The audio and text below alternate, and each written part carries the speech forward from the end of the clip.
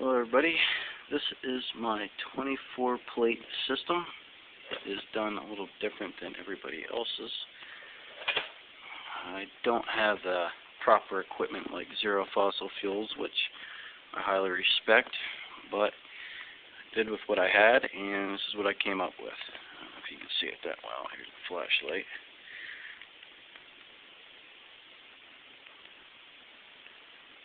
"24 plates. They're not all spaced exactly the same, but the way it works, it's pretty impressive.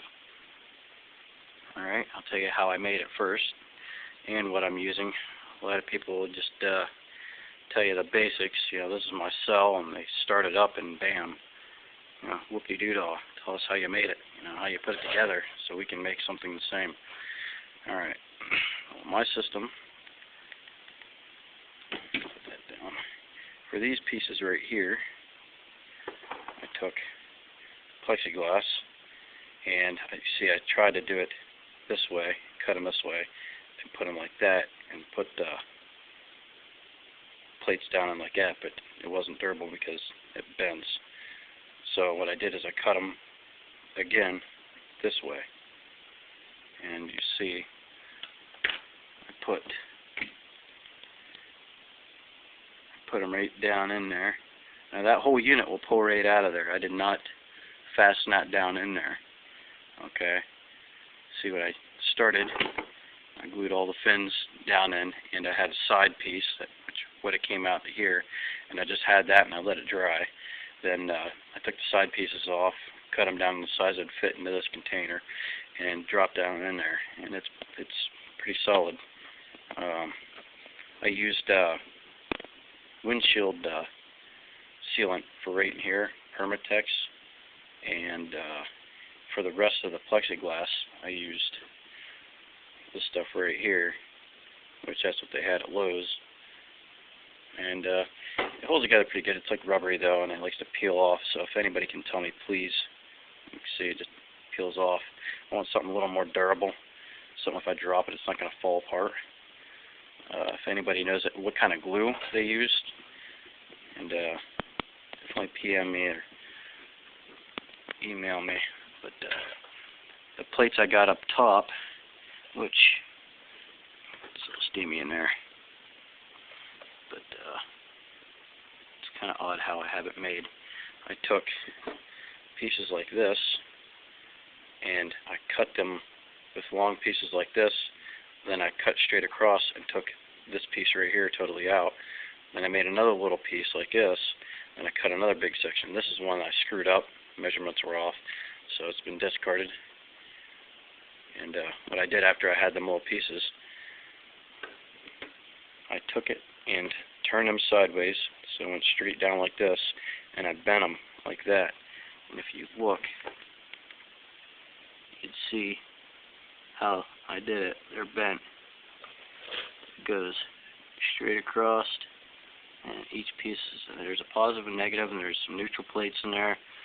If you put them positive, negative, positive, negative, positive, negative, it'll get really, really hot. I was experimenting a lot with this the past year pretty much, finding new things out.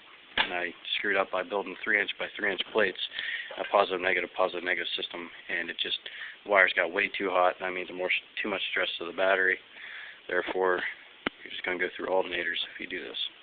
I'm using a cheap 12-volt Walmart battery I got out of my 4-wheeler. Yeah, it's dirty because I like to have fun. After I got done building that piece there, I took and had these rods here, and this is just fate how everything fell together.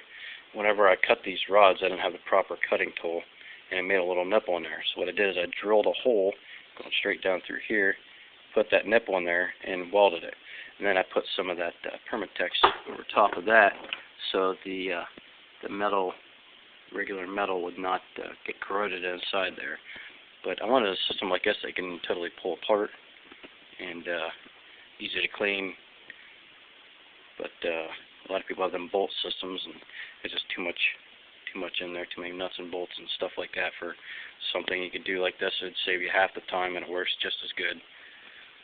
And Yep, the spacing's wrong between one of them. You just take it out and remake another piece, or just rebend it, put it in, and you see them rods.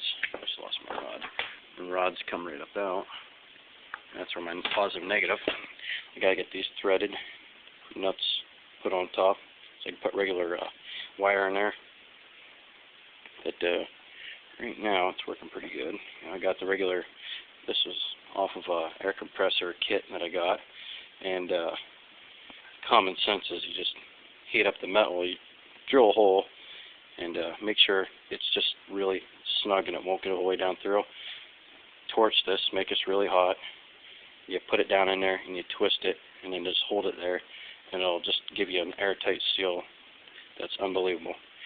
So I just took this regular fuel line down here. This is what they call a bubbler, but it's safe to have. You can't just pull this hose out and light it, and you'll just end up with no phase.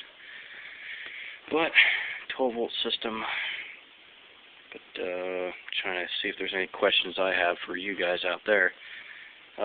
Just mainly what kind of sealant you use on this and the plates, because I'd like to build a system where the plates were in there and solid and not removable. Because this stuff right here, like I said, it's real gluey and it just wants to fall apart. I'm afraid if I put this in my car and I hit a hard bump, it's gonna. I mean, it's solid, but I just better be safe than sorry. Okay. Let's see. Jumper cables. I had to dig them back out of the ground.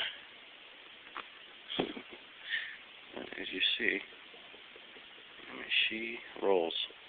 The battery's already halfway dead from letting it run for about half hour today. And you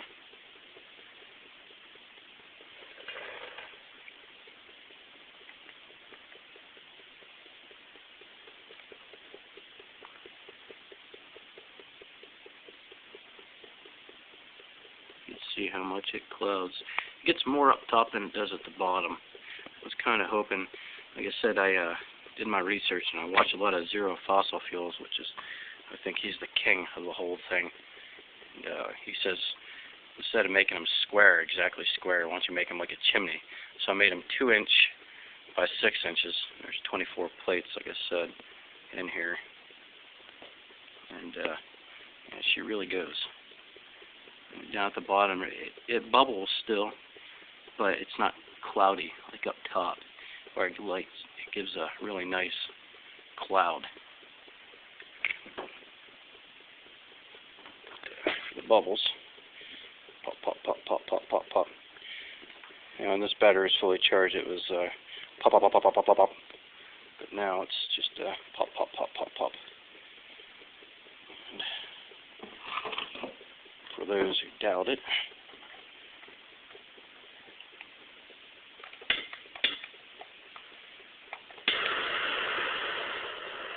torch.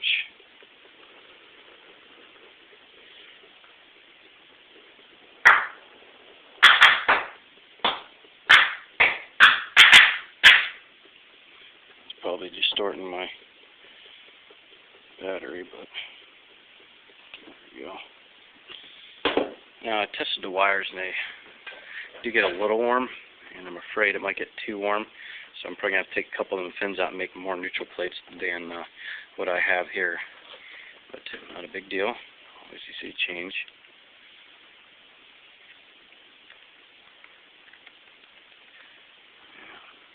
Clouding away now. But this is with a cheaper battery, little battery.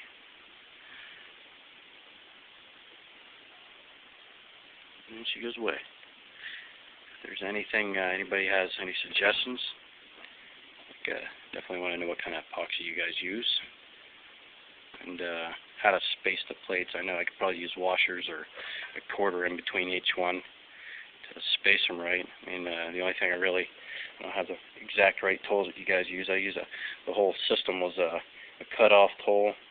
All that stainless there I cut myself. My table saw, carbide blade. But that's how she came out.